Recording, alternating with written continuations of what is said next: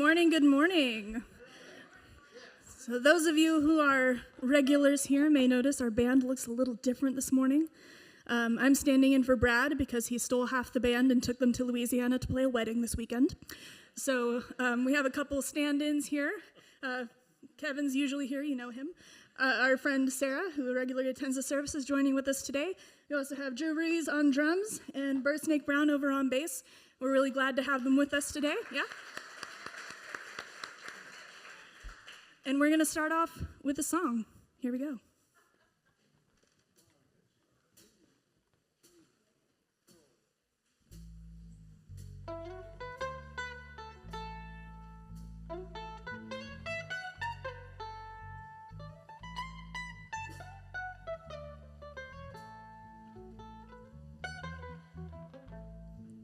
Well, the moon is broken and the sky is cracked. Come on up to the house. The only things that you can see is all that you lack. Come on up to the house. And all of your crying won't do you no good. Come on up to the house. Come down off the cross, we can use the wood. Come on up to the house. You got to come on up to the house. Come on up to the house. This world is not my home, I'm just a passing through. So come on up to the house.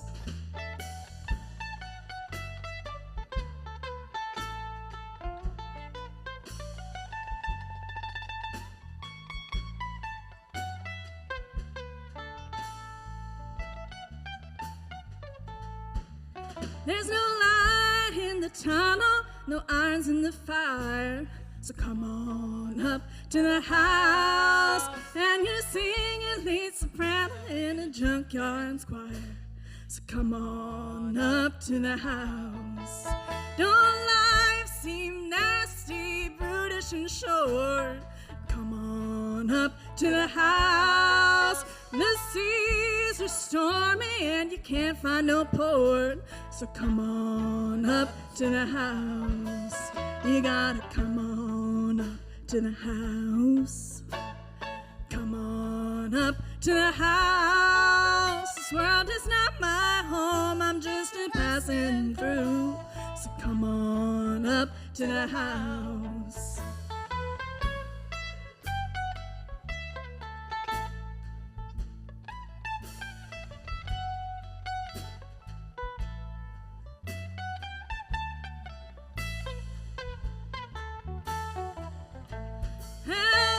Nothing in the world that you can do. So come on up to the house. You've been whipped by the forces that are inside of you. So come on up to the house. Well, you're high on top of your mountain of woe. So come on up to the house. And you know you should surrender, but you can't let it go. So come on up to the house. You gotta come on up to the house. Come on up to the house. This world is not my home, I'm just a passing through. So come on up to the house. Yeah, you got to come on up to the house. Come on up to the house. This world is not my home, I'm just a passing through. So come on up to the house. Yeah.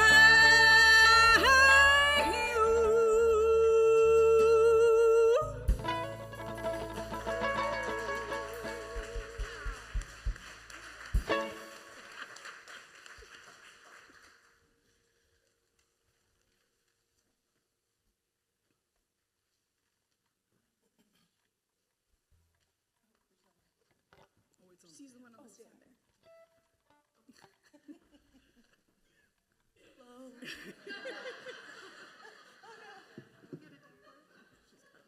Does this work? Yes. All right. It It's wonderful to be here on this cold, cloudy April morning. And as the first Sunday in April, I want to think a minute about April. Where did that word come from? As we like to talk about here in 11, because we're curious. Like many words in English, it originated in Latin, aperire, which meant to open. And if you know Romance languages, not that they're romantic, but they evolved from the language of the Romans, French, Spanish, Portuguese, Italian. They're abrir in Spanish and Portuguese, apire in Italian, I believe, and because the French are always different, ouvrir, so. But it means to open, to blossom. And at this time of year, doesn't that happen all around us in this part of the world? Little bugs come out of their former selves and become someone new altogether. Flowers, trees bud and blossom. And as we're thinking about our roots and our core and where we come from, where we go, where we blossom, who we are as members of 1111 and in this larger family, that's something we can think about. And as we do that, let's say together our welcome candle. Come, come, whoever you are, wanderer, worshiper, lover of leaving, it doesn't matter. Ours is not a caravan of despair. Come, even if you have broken your vows 1,000 times, come yet again. Thank you, Sharon. I always love when she does the welcome candle, so I always learn something new. And now we would love to invite you to rise and sing a song with us. The words are going to be up on the screen, and this one's an old one, a good one. We should all know it, so please join in.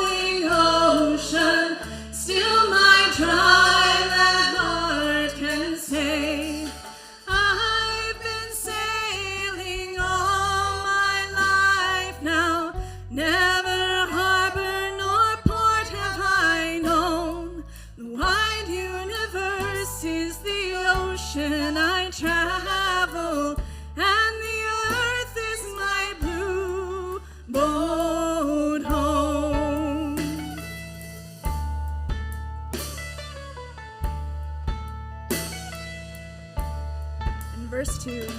Sun, my sail, and moon, my rudder, as I ply the starry seas, leaning over the edge in a wonder, casting questions into the deep, drifting here with my ship's companions, all we kindred pilgrim souls, making our way by the lights of the heavens in our beautiful blue boat home.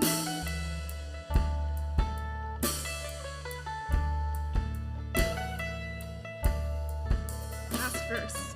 I give thanks to the waves upholding me, hail the great winds urging me on, greet the infinite sea before me, sing the sky my sailor song. I was born upon the fathoms, never harbor nor port have I known. The wide universe is the ocean I travel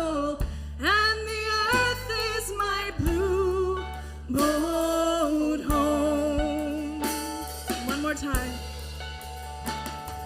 Wide universe is the ocean I travel, and the earth is my blue boat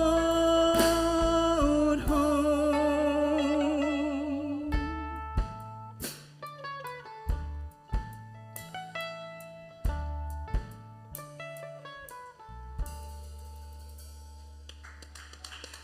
It was lovely.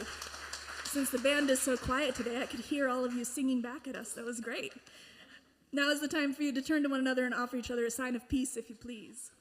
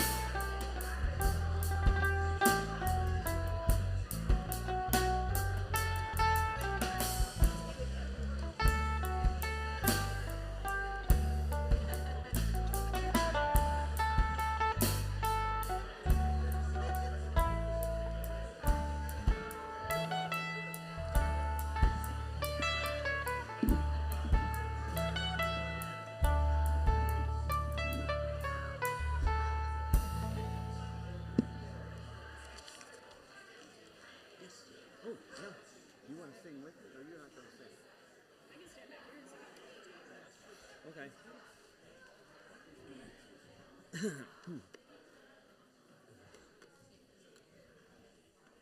Yeah.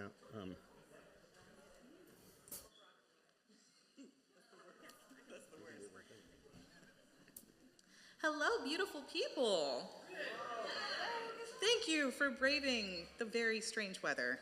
We're so very glad that you're here with us this morning. My name is Kagan Parker, and it is truly a delight to be with you all today. We're doing announcements. Everybody got one of these? All righty, love it. We have a lot of stuff going on, a ton of stuff. This is one of my favorite times of year. We're coming up on Easter. We've got a retirement party. We've got the Boot Scoot. Who's going to the Boot Scoot? Excellent. Tickets are still on sale. We would love to see you. This is our annual UMW fundraiser. All the money goes to our beautiful charities that we support, so we would love to have you there. I think I'll be there. I've got some alligator boots I might be sporting. A small treat today, we have oyster and trumpet mushrooms out of a member's garden. They're available out on our coffee table. I stick them in a napkin and run them home. They're beautiful. So those are for anyone if you want to take them. And thank you to the anonymous human who did that. Tacos at Burnett Park, I wanted to point that out. That's Tuesday from 8 to 9:30. That's an opportunity for us to connect with our community. It's nothing but food and laughter and smiles early in the morning. If you are available for that, we would love to see you there. It's really just a great opportunity to let people know that, you know, we're here and that we care and that if they need anything, our church has the resources, and we love that. Easter Sunday is coming up. That's going to be a very, very busy day for the garden and for us. So just a reminder that we'll park in our upstairs lots that day. We'll have some signage outside for that to make sure everybody has an available spot for that. And if you have little ones, we have an Easter egg hunt at Lyle Lodge. Let's see. And the most important thing is on the 27th, we have a reception for our beloved Tom. And then that next Sunday, we're having a party. are having a real party. We've rented out Wine House. Many of us go there on Tuesdays for Wine and Wishful Thinking, which is this Tuesday. If you're available, please come join us. But we've rented out the entire venue to celebrate, drink some great wine, and love on Tom. So we do hope that you'll be with us for that as well. We are going to be moving into our Kairos moment and our offering. Do I have 2 volunteers to do our offering today? Oh, we're being stingy. Okay, Miss September. Okay, and I'll join Miss September. Okay, wonderful. Let's get things going. Thank you.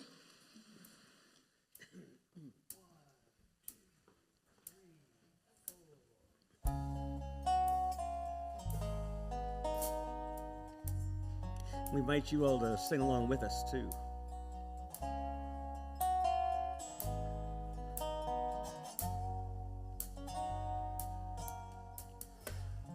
Out beyond ideas of wrongdoing and right doing, there is a field, I'll meet you there.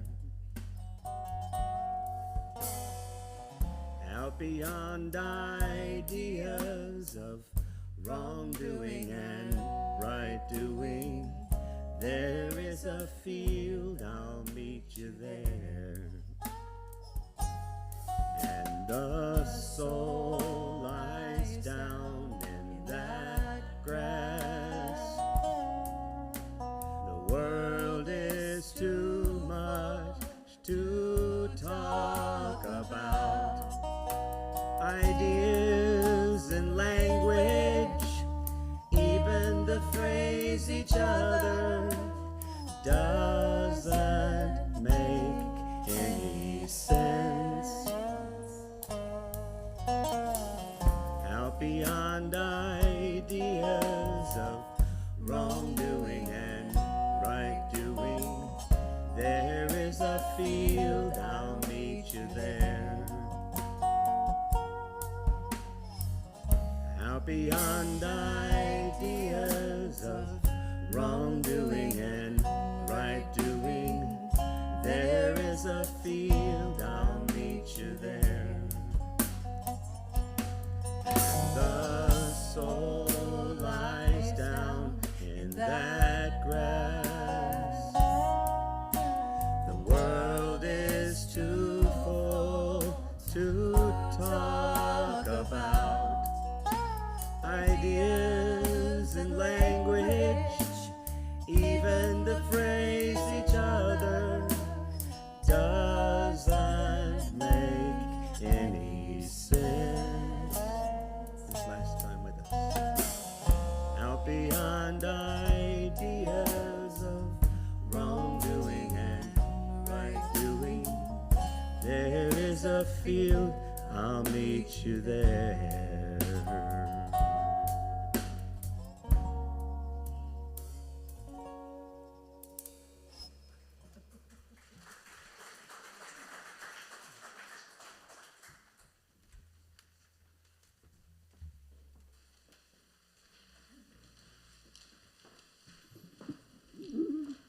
Let's see here, Sharon. What did we do?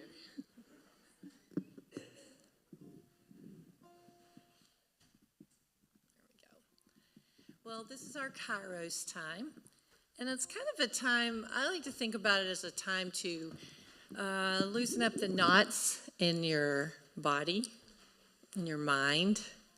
And so, you know how it is. Sometimes we get into this cycle of hurry and stress and hurry and stress. And so this is a time just to step away from that. So I invite you to sit comfortably in your chair.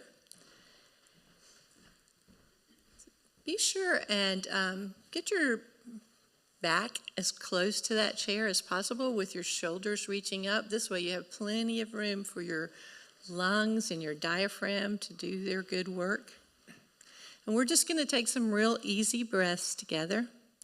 Lower your gaze or soften your gaze some way.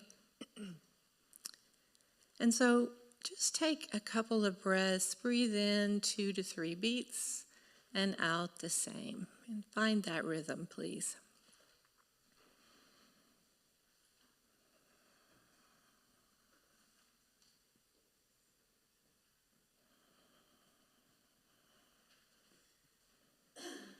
Now, as you keep that rhythm up, notice how the chair feels on your back. Your chair has agreed to support you. There it is. You're okay. Just keep breathing. And now notice that also you can feel the chair on the back of your legs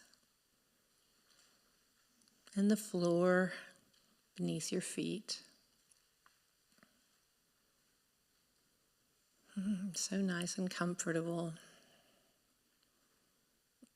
Relax your face. If you're me, unclench your jaws. Just breathe.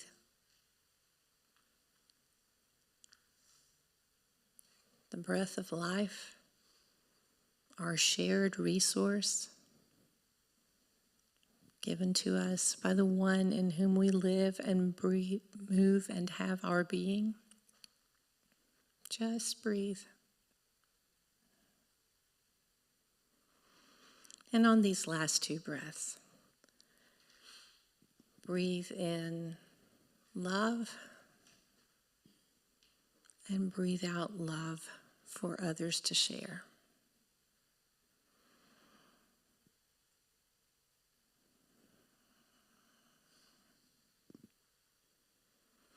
And now let's come back together. I don't know if we got this on the screen, but to close us, I did ask for a poem. Oh, good, there it is.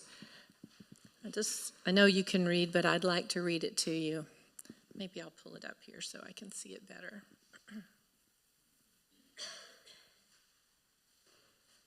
You're getting to study it while I find it. Here we go. Such a nice way to end our quiet time.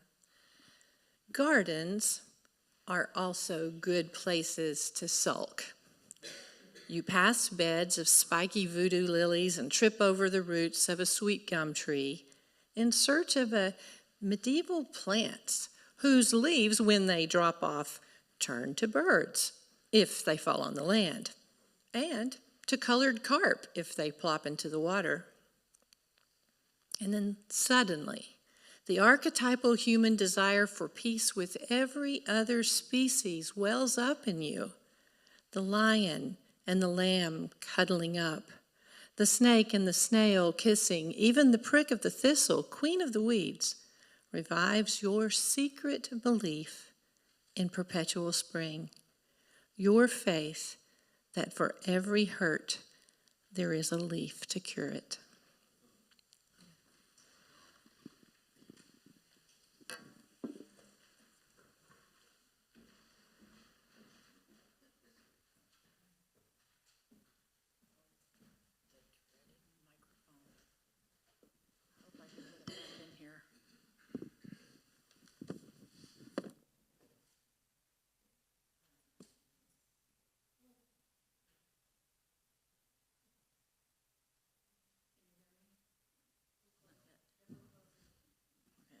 Can you hear me now? Oh, I can hear me now.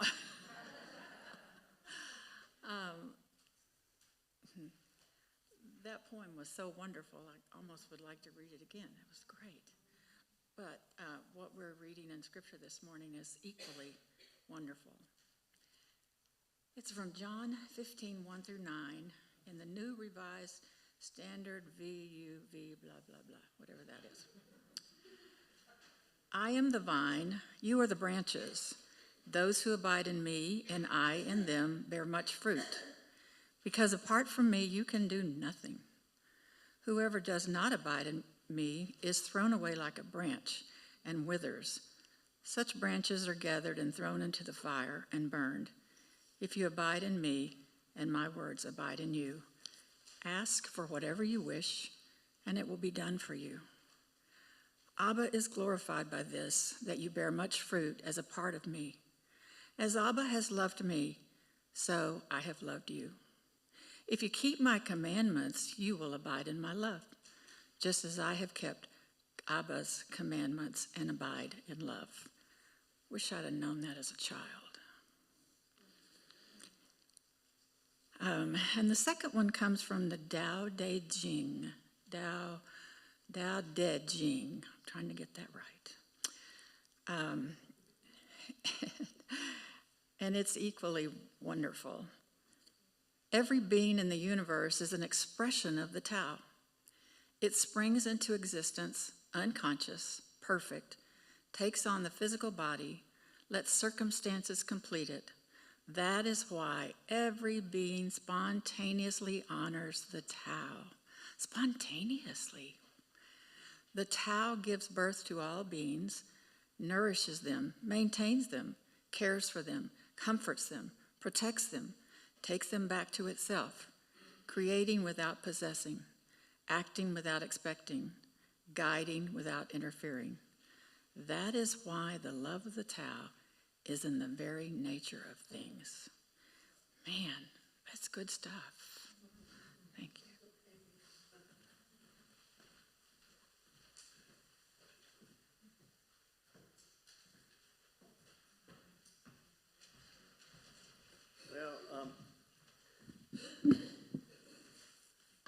So anytime, here we go. Anytime someone gets excited about reading the Tao Te Ching, I think that's exciting.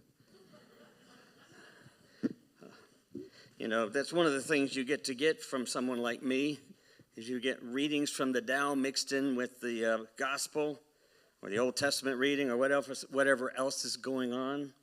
And there's a reason for that, of course. I mean, that's not where a lot of you are. I understand that. A lot of you aren't reading the Tao Te Ching daily. Not that I wouldn't recommend it. I do recommend it. There's a couple of great resources for how to do that. One of the ones I read is called Walking the Way, which is fascinating. And my wife and I read it every morning. A couple of other folks within the community started doing that, and I suggested Daryl Parker, Kagan's in here. I think she's probably in the back doing things. But Kagan's father, many of you knew, who passed away this past late April, coming up soon, a year ago. It's one of the things that he got interested in after I recommended it one day, and I remember giving it to him, and he was, of course, going through a lot of illness, and so I remember giving it to him, and then he texted me back, and he said, "How did you know I needed to read this?" And I didn't say anything other than, I'm just intuitive like that, and I'm just really smart and, spiritual. And so, I mean, the reality is we all really can benefit from this. And the reason why, just very quickly, why I like the Tao Te Ching paired with the gospel and with other readings in general that we do is because the Tao Te Ching, Tao literally means the way of harmony or the way of peace. It was written 600 years before Jesus' time. It was written in China. Lao Tzu was the person credited with it.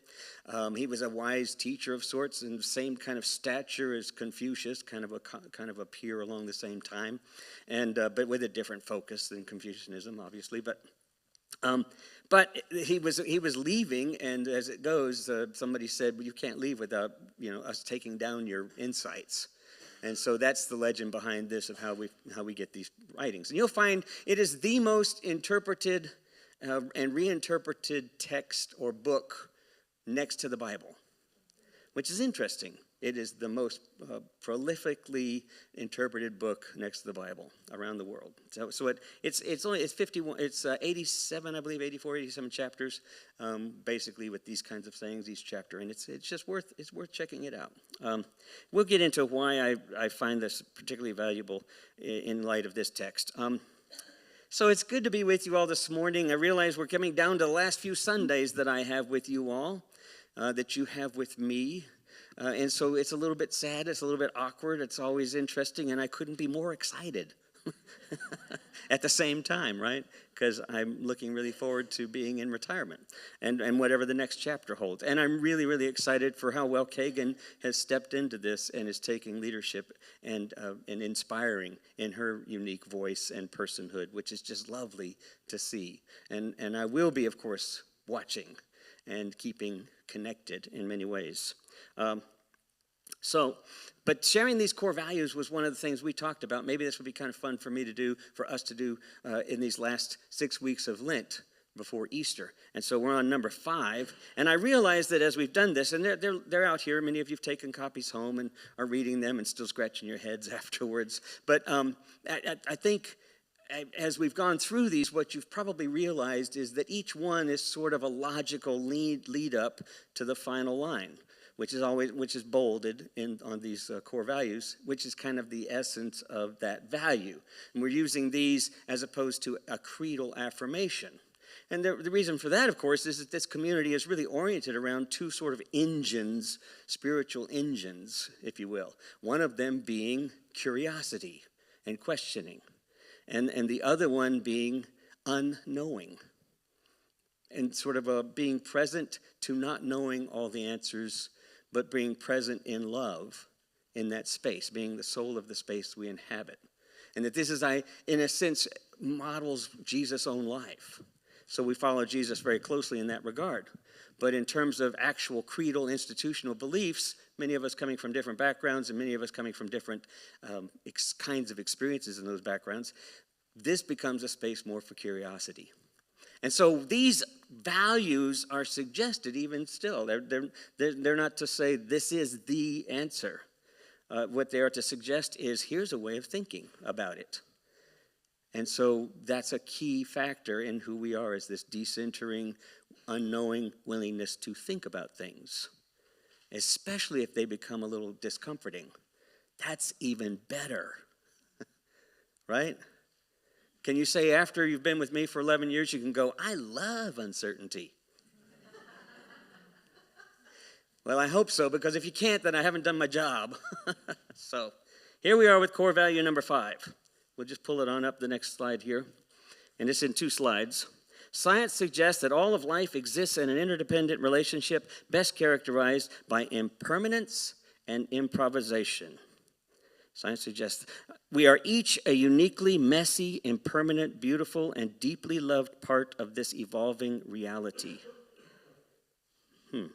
1111 is a practice of awakening to that evolving relationship wherever we find ourselves and investing ourselves in the well-being of one another and our planetary ecosystem. We do this through the participating in our 6 spiritual practices, which are also on the other side of that sheet out there. In other words, we show up for life by bringing life to all our moments. And that's kind of the summation of what this is. This is how we live into being a disciple of Jesus, if you will, if you want to use traditional language. This is also what it means to embody Christ in the world, if you want to think about it in those terms. So we've been breaking it down, so I'm going to break it down line by line and see if we can't make sense out of this. For most of y'all, this makes perfect sense already? Yeah? You sure? Really? I'm not seeing nods, I'm just seeing stares. Nobody wants to go, I haven't got a clue what you're talking about, Tom.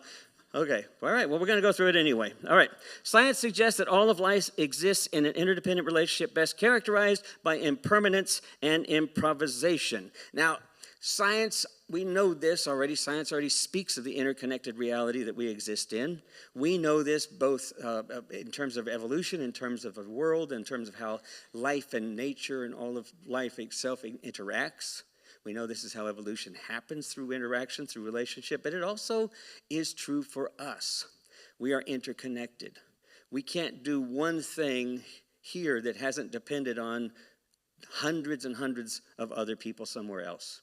I forgot who it was that wrote the book Living Biblically, and he wrote a couple other books that are really interesting books trying to do things literally like, and he wrote a small piece for an article, and it was called Who's Involved, or I forgot what it was, but basically how much was involved in my cup of coffee this morning. And when he gets to the end of it, it involved over 10,000 people just for that cup of coffee. Was involved in the whole process. Just as an example of how that we are so interconnected. And it's easy for us to forget that. It's easy to think we live in our own little worlds because that's kind of our comfort zone. It's where our biology is designed to sort of keep us safe, but at the same time, our social context reinforce it, right? So the best advertisement ever for a church is to say, like, come join like-minded people. And you'll be among friends, which is actually doing the worst possible thing, because it again is reinforcing this idea that we exist as islands when in fact we exist as a web, and there's no way to exist otherwise than as a web. And when we fail to see that, everything around us struggles right? Even if we're trying to do the right thing, if there's not this understanding of we're interconnected with this web, things begin to fall apart. We begin to get defensive, or we begin to get judgmental, or we begin to get scared. And we don't realize that that other person or that other reality or that confronting moment is just a part of me, just as I'm a part of it, and it's a part of everything else. And as we begin to open up and accept that, then we become more empowered to play with it. That's the improvisation side. We experience impermanence all the time in this interconnectedness, right? You can look at any average crowd, people in their 80s, down to people in their 20s and 30s, down to kids, young kids. You can see our cars changing over time. Technology changes, but also just our car's ability to function. Everything changes. Life is characterized by change, impermanence. Think about how impermanence showed up in your life this week.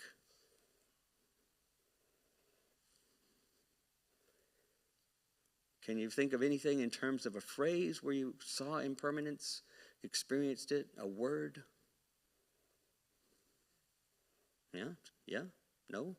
You're laughing. You don't want to say it, but you think you want to say it? Your what? Your retirement funds. Okay, thank you for saying that. Yes, everybody, on everybody's mind, our portfolios, our retirement funds, our Social Security, right? Everything's, if it hasn't changed, there's a threat of change. You know, some of us are just doing our best not to even look at. I love my own money manager person just says, don't call me. Right? We hear that one, right? We all hear that one. Don't talk to me about this, you know. So we experience change in that reality. And it feels visceral too, doesn't it? Because we're worried, we're anxious about things like that. What other places have you experienced change this last week? The trees, yeah. We're starting to see the early signs of spring. The trees are leafing out. Some have been moving along faster than others. It's always fun to see how things are operating simultaneously. All right, change in springtime. What else have we experienced in terms of impermanence?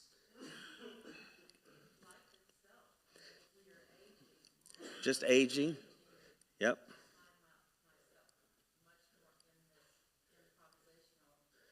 Right. How do I deal with this? What's being offered in this change in my life? Retirement, that's a crazy change. I didn't have any idea retirement would be so challenging. You know, I didn't, or to even think about it, you know. If you've invested your life, all of your life in one thing, and I've seen a bunch of you who just recently retired too, and you're doing one thing over and over, and you're so deeply invested, and now that's come to an end. Doesn't mean I won't be doing something else, but that's come to an end. And so I find myself constantly orienting around all the stuff that I'd been doing for this experience and thinking, why am I doing that? That's come to an end. Now what's the next thing? It's so hard to transition into something new. Same thing if you're reinventing yourself in your job career. And you've been doing it for a long time. Change is difficult, but it's very real. It's very real. So yesterday, I don't know how many of y'all did this. There were a few of us in here too that just ran into each other by accident, but several of us were at the Hands Off rally or gathering over in Burleson, which most of y'all are familiar with what's been going on in the news with Hands Off, and the protest or the demonstration of those folks opposed to sort of changes that are happening rapidly and so quickly. And the challenge, of course, is to make this not political, right? The challenge, of course, is to make this apolitical and yet still voice your concern, to speak freely to your own issues or your issues as community. And so I thought maybe Linda and I went out with our granddaughter, with Molly, and I thought there might be maybe 50, maybe 100 people that were gathered there on a street outside of a Walgreens in Burleson. There was nothing happening in Fort Worth, although there is something happening April 19th. That will happen later. We heard the things kind of fell apart there. It wasn't the best place it was going to happen. But at any rate, something else will happen. But there was still plenty of opportunity to kind of move around. And Linda and I were like, Linda has not been with me at a rally kind of thing in a long time. So that was fun. To have her, and then, of course, to have our granddaughter, who's 12 years old, come.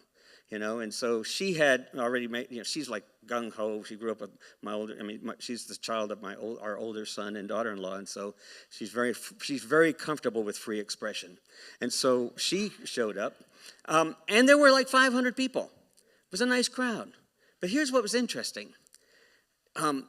People all made their signs, right? Everybody made their signs to show up, and so you had the various things like free speech, civil rights, honk if you love civil rights, all the kind of the typical things you would have. The list of the freedoms that are part of our constitutional rights, and then hands off Social Security, hands off the environment, hands off education, hands off that kind of thing. All right, so sort of the typical kinds of things. Then you see some of the other things that you wouldn't maybe think are the best way to be expressive in that moment, like kill Trump, that kind of thing. And there wasn't so much that, it was like dump Trump, or there was all sorts of nice little funny rhymes about that. And I thought, all right, it's gotten political now. And then there was a thing that said, beat Nazis. And had a nice little image of somebody chasing a swastika and hitting a person with who has a swastika over the head with a bat. And I thought, a woman came up to me and she said, "Here, would you hold this one?" And I was like, "No, that's not really me."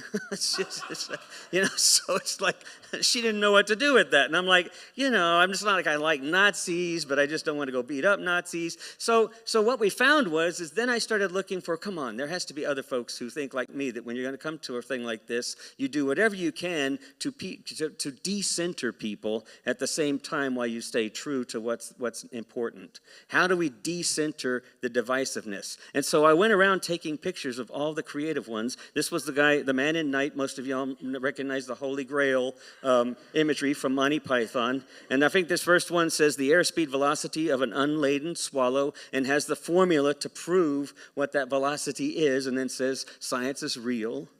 Now you'd have to be a Monty Python fan to get the joke, but it's a wonderful, he dressed up the whole character. Then he had another one which said the trajectory of a cow and a catapult.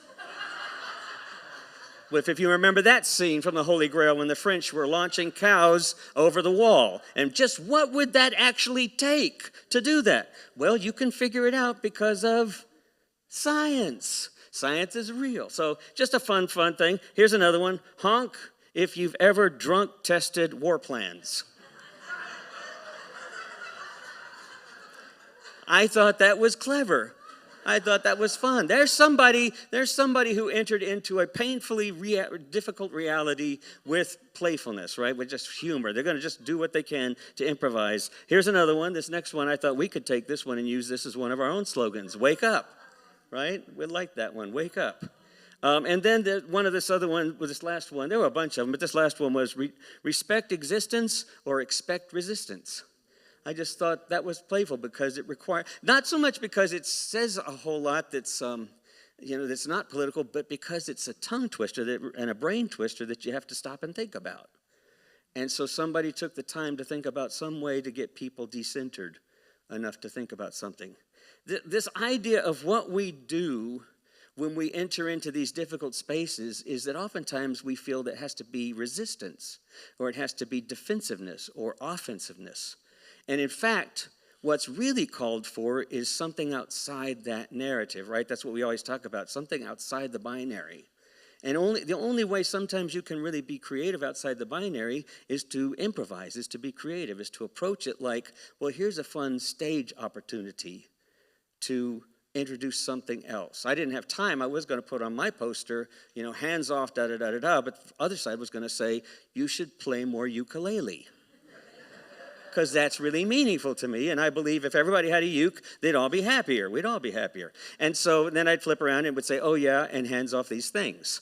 But I just didn't have time to get to that. But I loved seeing all this other creativity. Then I thought, what can I do in the moment besides just, screaming and shouting?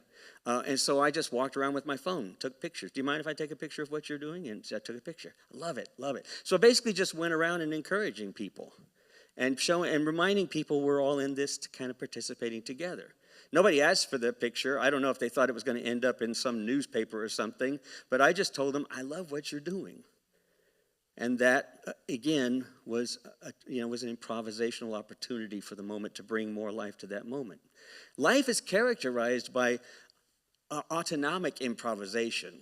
Our bodies adjust all the time to stuff, right?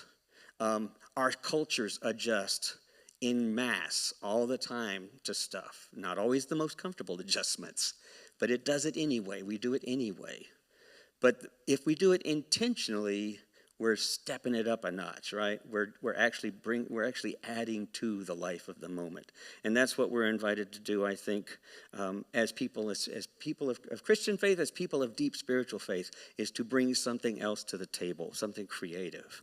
All right. So the next slide is this thing that from John Muir. Many of you know who John Muir was, an environmentalist. He was a naturalist, late 1800s and early 20th century, I believe. He has the forest, of course, out in California, named after him, the Muir Woods.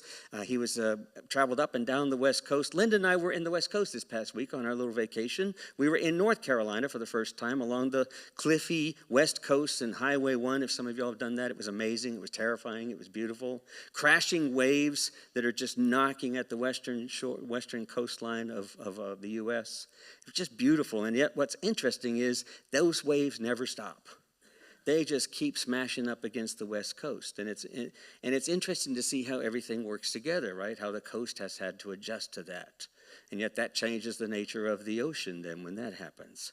So we're enjoying all of this. We're driving along, and we see these trees in a ring. And I took a picture of them, and then I put the quote on top of that. We see these trees in rings. This is in the redwood forest. You see them everywhere. They're surrounding a decayed tree or a burned tree. You ever seen that? It's amazing. These 90-foot, 100-foot trees that are 3 feet wide or getting to as wide as this one in the middle, which was more like about 9 feet wide. And they just surround it. Now, the locals have, for decades and decades, probably since the indigenous people were in the area, have been call it fairy rings. They call that inner tree trunk a fairy ring. And they have all sorts of stories about don't bother it, or leave it alone, or if you're right there just in the right time, magic will happen, that kind of thing. And then it occurred to me what the real magic is that was happening, because I read up on it. I wanted to read up on the fairy rings. And then I read up on this quote, and I read that John Muir had some insights on this, and then since then more scientists have, more botanists and arborists and such. Between every 2 pine trees, there's this door leading to a new way of life. When one tugs at a single thing in nature, he finds it's attached to the rest of the world. When that tree died, essentially, or it's in the process of continuing to die, other trees grew from its roots, not from separate seeds, from its own very roots. It grew out of its rootedness. And then what it does is it circles around the source of its strength. And then they share, essentially, in that growth, in that strength, and in that sustenance, which is just an interesting image. How do we find ourselves? How can we improve the way in which we encircle not just one another, but others, those people too? How can I at the protests, I noticed there were people that would wave, and then whole crowds on our side would wave back at them. Yay, you think like us. Yay. It was like on our side, more people on our side. And it was like, okay, I get that. That's important. Then some people would drive by and they'd flip us off, or they'd go, boo, and then people would just kind of go, they're just like, what? Or they would go, boo, you. They would kind of shout back. And there was this kind of antagonism that you had to kind of deal with because it's your natural response if you experience a bully. And so we were doing that. I wasn't doing that so much as just kind of watching it all, thinking how interesting it is. And we're on the corner, and when I look across the street, we see this older gentleman. Sharon West is familiar with who this is. But this older gentleman is across the street where there's a small cadre of 6 Trump supporters, one person holding up the massive flag, and then some others with MAGA caps on and stuff, and they're standing there. They're not arguing, they're not pointing fingers or, doing anything other than just standing there, getting people to honk for them, which people did honk for them. So I thought, wonderful, we have the perfect scenario. This is the way it always is, right? This is the way it's always been, the binary. We got the Trump supporters, we got the left progressive supporters, and then we're just going to honk it out. right? We're going to wave, we're going to flip each other off, we're going to honk it out. Yeah. I mean, it's almost like going like, nothing to do here. I think I'll just turn around and go home at this point. But then I notice, and I look across the street, and here's this older man, and he's got a sign. He's coming from the across the street parking lot, across this giant boulevard, and because we're right there in Renfro Street in Bullard, some big boulevard, and he's crossing the street with this sign, but he's holding it kind of tenuously, and he's walking towards that group of 5 or 6 Trump supporters. And he's an older gentleman, probably in his 70s, late 70s, 80s, I'm guessing, could be his dad. He's pretty old because he's moving really slow, but he's got the sign out here. And we're like, what's on the sign? And he kind of turns a little bit to us, and it says, call me woke again. Make my day. Call me woke again, make my day. Right? Call me woke again, make my day. And we're like, I don't think I understand. Okay, so he's going across the street, and then we're thinking, is he one of them? And he's saying, call me woke and you'll make my day, and we'll start a fight? What's he exactly saying? And then we notice he just walks right over, and he doesn't just like hold it at a distance, he holds it right in front of him. And then he just stands there. And we're thinking, all right, is he on? Whose side are you on? I mean, I wasn't sure what was going on. And you could see the people around us were like, well, what's he doing? And then there was this tension of, are they going to get in a fight? Is there going to be this tension, this confrontation? And then he starts turning around, and then he looks at us, and then he starts doing the thumbs down. I mean, who are you thumbing down? I don't understand. And then he turns around and he puts a thumb down to them too. And then he puts it. So it was never really clear what he was actually doing, which was beautiful.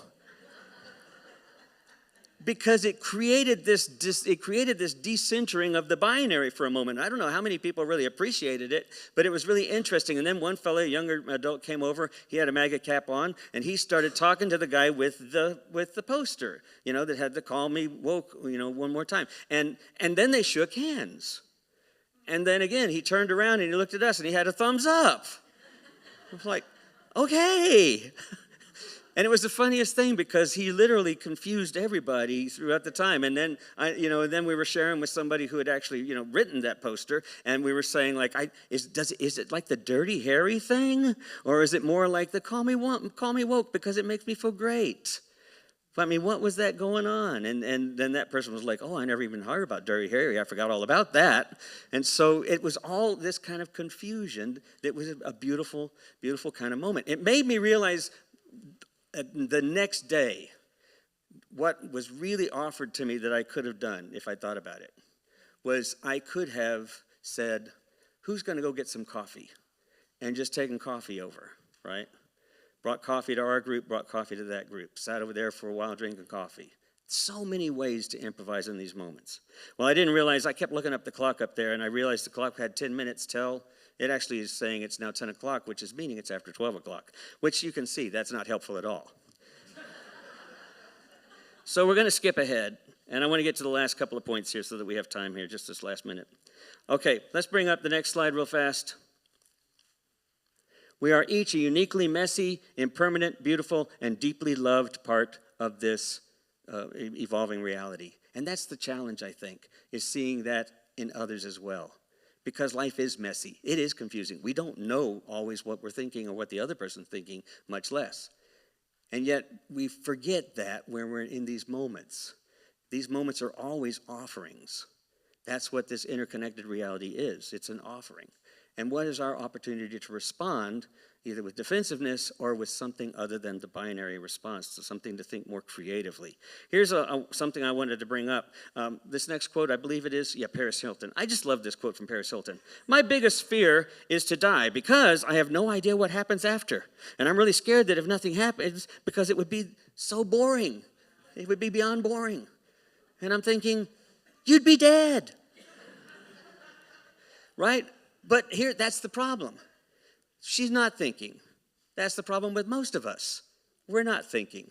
We're reacting. And we react out of very localized understandings of things instead of realizing we're part of this bigger picture. It takes a lot of practice to get to that place. Here's a quick question for you to ask yourself this week. Are we more compost than final product?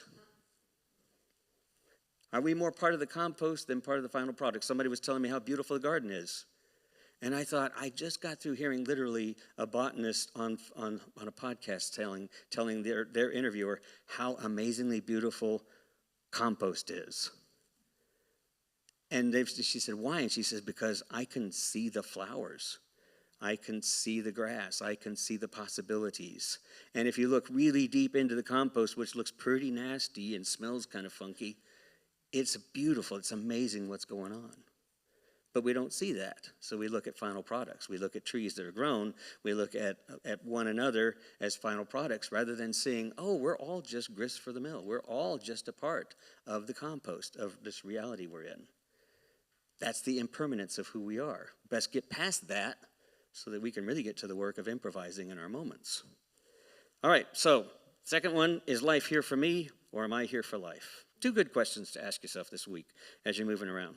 So I want to get to this last part here. Move to the last section. 11:11 is a practice of awakening. There we go. This is the last part of that. 11:11 is a practice of awakening to that evolving relationship wherever we find ourselves and investing ourselves in the well-being of one another and the planetary ecosystem. This is what's so unique about 11:11, people. And I'm having to leave now. I want to leave. I'm leaving and retiring, but this is the one thing that we have said over and over and over and over again, that what does worship mean? Because in a dualistic understanding of Christianity, of religion, of spirituality, we see sort of sacredness is out there, deity is out there, God is out there, God comes in when we call on God, that kind of stuff. Instead of seeing, in fact, we are all a part of the sacred reality. We are all part of the cosmic reality that we make up. Meister Eckhart said this. He said, the eye through which I see God is the same eye through which God sees me. My eye and God's eye are one eye, one seeing, one knowing, one love. If you don't hear that paired up with I am the vine, you are the branches. If I abide in God's love and you abide in me, you abide in God's love too, right? We're all part of the same loving reality. That's what we feed one another. We feed off of that source of our being, just as the Tao says. So here's how Carl Sagan said it. I love this one. Carl Sagan said it this way: the cosmos is within us. We are made of star stuff. We are the way for the universe to know itself. Yeah. The universe is kind of schizophrenic right now, right? Because we're so divided. But in reality, we are the way in which it comes to know itself. All right, so we do this, last slide, we do this through the practice of our participating in our spiritual practices. And those spiritual practices, which are in the back, there's other ones, but I want to suggest the first one that you would think about is, in fact, I want to bring the band on up here on the stage here. Come on up here, band. Y'all can come on up here while I'm doing this last bit. Those last 6 practices, if you'll put that slide up there just to remind you what they are. The rise practice, we know what that is. React, don't react. Instead, reflect and respire, breathe, Instead of insisting with the eye, instead of insisting, you inquire, you get curious. Instead of being standoffish, we create space where we are to allow for something else to happen than what we typically would experience. And then E is this empowering thing that we do. We empower and we enjoy, because as we enjoy, we witness to the change, the possibility that this new approach really leads to. Then we talk about mindfulness, which Sharm did a great job of doing us an exercise in mindfulness, a very beautiful, very straightforward exercise in paying attention. Here's one of the things that we learn in improvisation. I'm going to recommend this book to you. And if you're still online, I hope you'll watch this too. The Art of Is. It's a book around improvisation. When you heard the band early on, you should have heard them in the back room before they came up on the stage and we started playing. They were going like, what do you want to do? I don't know. What do you want to do? I don't know. What do you want to do? Well, why don't we just play this kind of chord progression? We'll play 1, 4, 5, 6, whatever. And then they said, okay. And they just kind of talked about and then we'll see how it goes. And it went fine. It went great, right? It went fine, right? Well, there's a key to improvisation that happens at the protest yesterday, happened on the stage here, happens in every conversation and argument and difficulty you find yourself in, is listening, is paying attention. You can't improvise. You can't respond to what's actually being offered in the moment. And if God is all of the possibilities, the redemptive possibilities in all our moments, it's all offering. You can't do anything if you're not listening, if you're not really paying attention. So this is what this book is really all about. And it's also a deeply spiritual book. It's got some wonderful illustrations in there. And so it's a fun book to think about, not just like theater improvisation, but just life. How do we live with life and impermanence and improvising? So this last piece of it on the quote is, we show up for life by bringing life to all our moments. What if the best way we can bring life to all of our moments is to stop, breathe deeply, and listen wherever we are, and then to respond to what's being offered rather than what we brought to the table.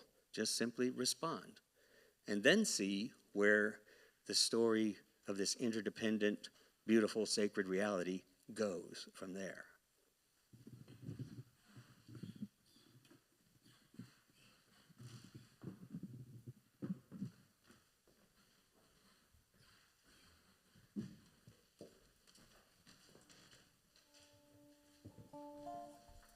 You know, having half the band is an interesting experience.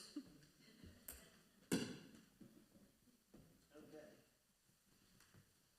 So, it's funny, you have to wait to the very end to actually have a guitar in your song. Okay. Y'all know this song, so you can sing along with the chorus.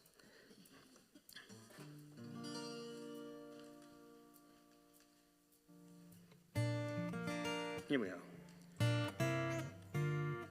You can play the game, you can act out the part, though you know it wasn't written for you. And tell me, how can you stand there with your broken heart, ashamed of playing the fool? Oh, one thing can lead to another. It doesn't take any sacrifice. Oh, father and mother, sister and brother, if it feels right, don't think twice. You just shower the people you love with love. You show them the way that you feel. Things are gonna be just fine if you only will. Gotta do as I say, yeah. Shower the people you love with love. Show them the way that you feel. Things are gonna be just better if you only will.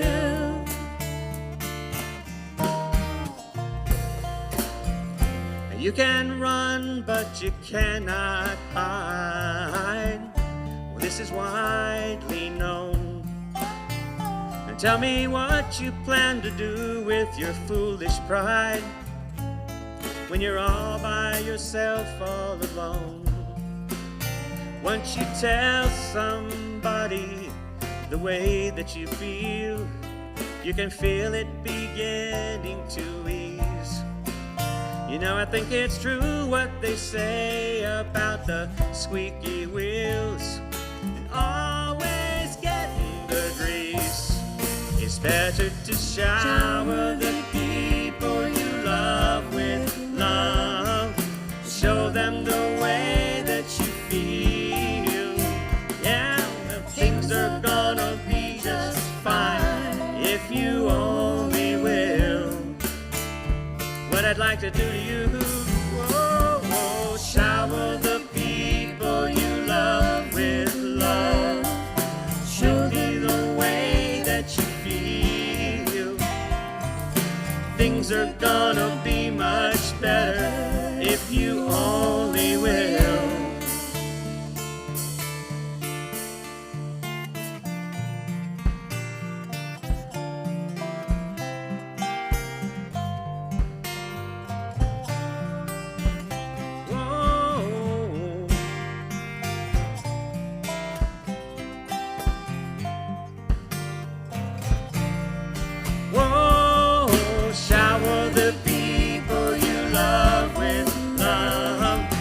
Just sing it with us.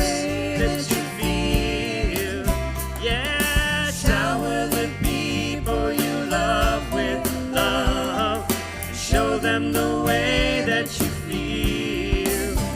you'll feel better right away. People you love with love. Don't take too much to do, just sell your pride. Shower the people you love with love. Yeah, show them the way that you feel. They say in every life, People you love with love. they say the Show rain them must the way fall, that you feel. just like the pouring rain. Shower the people you love with love. Make it Show rain, them the way that you feel. make it rain. Let your love come shine and shine now. That you feel. Make it rain. Shower the people you Gotta let your love love with come love. shining Show them the out. way that you feel. Things are gonna be much better if you only will.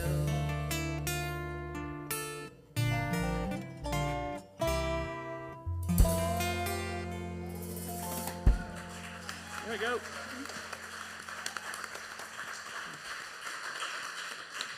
And our benediction. Wonderful. You guys ready to stand? All right, let's go. Beloved ones, we exist as a web. Every moment we experience has been co-created by thousands of people we may never meet. But we are undeniably connected. Impermanence is all around us, in the trees, in our lives, in the world, and wherever there is impermanence, there is an invitation to be creatively intentional.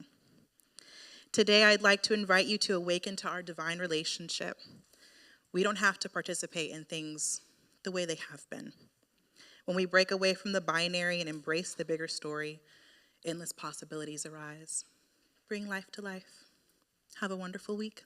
Amen.